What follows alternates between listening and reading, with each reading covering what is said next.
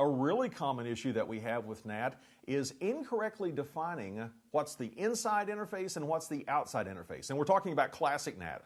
Remember, with NVI, we don't say inside or outside. We just say you're enabled for NAT. But let's say that we're not able to ping from the inside to the outside. Something's not working right with our NATing router. Well, we could take a look at our IP NAT statistics, and if it looks like nothing's happening, we're not getting any translations going on here, how do we fix that? Well, by examining our configuration, in fact, a command that can tell us whether or not, let's go out to the live interface, I want to show this to you. A command that can tell us what's the inside interface and what's the outside interface is show IP NAT statistics. And notice that this tells us here's the outside interface, here's the inside interface. Show IP NAT statistics was that command again. And if we determine that we're pointing to the wrong interface as the outside or the inside, we just need to fix that. We need to go into the appropriate interface configuration mode and say IP NAT and then say either inside or outside.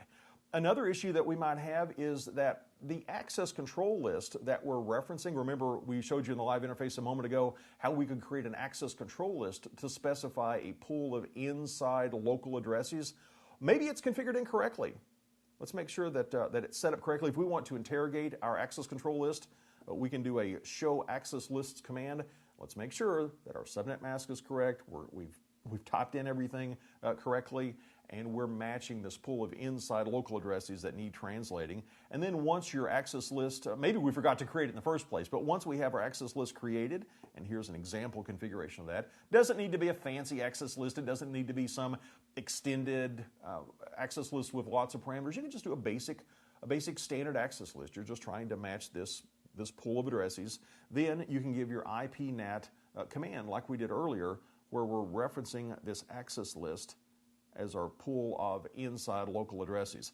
Oh, they are doing something here that we haven't talked about yet. Notice that instead of saying this inside pool of addresses is going to be translated to this pool of inside global addresses, like we did in the live interface earlier, sometimes our internet service provider only gives us a single IP address that we can use. That's common with your cable modems, your DSL connections at home. In a case like that, we might need to do something called PAT, port address translation, also known as NAT overloading. Here, instead of saying, here's a pool of addresses, use one of these, I'm saying everybody's going to use the IP address of my fast Ethernet 0/0 interface. How is that possible? Well, by giving the keyword of overload, we're turning on something called PAT, port address translation, which is going to keep track of not only source and destination IP addresses and inside local and inside global IP addresses, it keeps track of port numbers. That way it's able to distinguish between different sessions. Even though everybody going out is using the same inside global address that our ISP gave us to go out to the rest of the world, the router can keep track of the different sessions based on source and destination port number information. Something else that could cause a NATing issue is that we've specified an incorrect IP NAT command. We say IP NAT inside source static. We're statically mapping an inside local address. Let me highlight this a little bit better. Here is our inside local address, and we're mapping that to an inside global address, and maybe we've simply typed in the IP address incorrectly. What we should have done in this third octet for the inside global address, we should have had a 100, but we had a 200. We need to fix that. How do you fix it? Very simple. We just negate. We get rid of the incorrect IP NAT command, and we put in the correct command, and then we test it again. What else could be going on with NAT? Well, I mentioned this earlier. We could have a routing loop. Well, let me show you what this might look like. Let's say that here's my switch inside of my network. Put some stations off of that switch.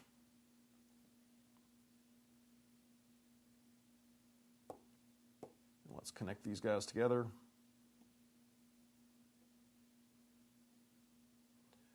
And we're connected into our NATing router, and that NATing router is going to connect out to the internet. Well, let's say that this happens. Let's say that I've got traffic on the internet that's coming inbound to our network.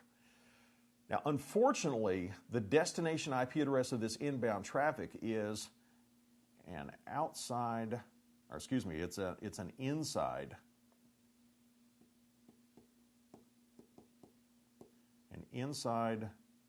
global address. And unfortunately, that inside global address is not assigned to anything. It's unused. What's going to happen? Well, if we're coming into this unused inside global address, it's in our NAT pool, but it's not used. What the router is going to do is it's going to send it back out towards the internet. That's why we call this a routing loop. We try to come into the router, there's no place for it to go, it comes back out again. How do we avoid this? Well, in general, Cisco gives us a design philosophy here, and they say never originate packets from the outside devices to an inside global address. We shouldn't, what reason is there to do that? If we're using NAT, the target IP address should be the IP address of one of these guys inside. It should be an inside local address.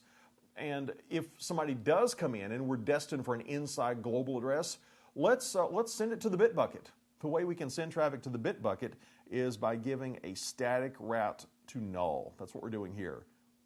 We're saying IP route, all these, and we're assuming the 172.16.1.0/24 network, that's our pool of inside global addresses.